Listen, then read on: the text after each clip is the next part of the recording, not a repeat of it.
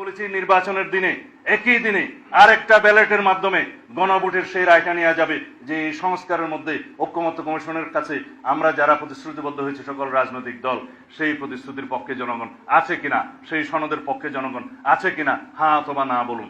যদি জনগণ হ্যাঁ বলে তাহলে সেই পার্লামেন্ট, সেই নির্বাচিত সংসদের প্রত্যেকটা সংসদ সদস্য আইনানুগভাবে ম্যান্ডেট প্রাপ্ত হবে এই সনদ বাস্তবায়নের জন্য, তারা বাধ্য থাকবে সেই সনদ বাস্তবায়নের জন্য।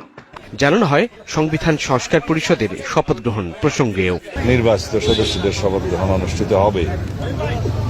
এইটা প্রধান নির্বাচন কমিশনের সাংবিধানিক এখতিয়ার আছে।